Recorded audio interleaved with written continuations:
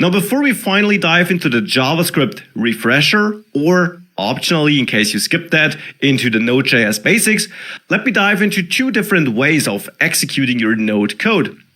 One way of executing it, which I briefly mentioned earlier in this module, is the REPL. REPL stands for read, reading user input, eval, evaluating user input, print, outputting a result, and L, loop, for returning and waiting for a new input. And the REPL is what you use if you just type node into your terminal. Here I am in the terminal, or on Windows, this would be your command prompt.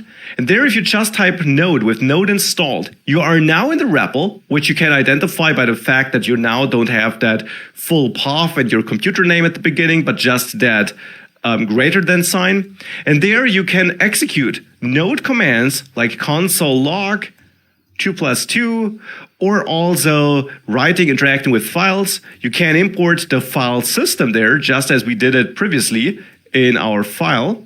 And then we can use that to write a file synchronously and so on. So that will all work here.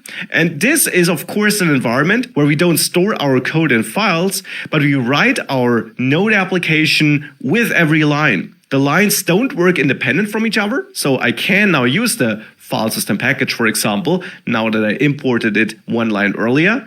But once I quit out of this process with Ctrl+C, I'm done. This is not saved anywhere. This is not a file I can execute again, and this therefore is a great playground. The alternative to running codes is that you execute files as we did it before, and as we will basically do it for the rest of this course. This is the alternative to using the REPL. When you execute files, the advantage, of course, is, and that is why we use it for real apps, that we write our code in advance and we can always execute it. And when we build a real app, we want to save our code, of course, in files, which we can then deploy in the end, which we could share with our developers, and where we can also pause our work and pick up later, and where we never lose the code we write. But the REPL is a great playground because we can use it to run some commands, to try out certain things, because we execute code as we write it.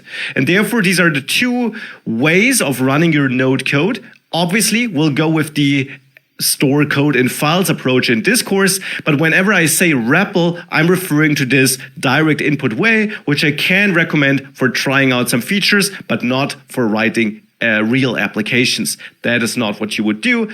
I just wanted to get these two ways out of the way. We'll focus on the left one here. And with that, let's dive into writing some code with the next modules.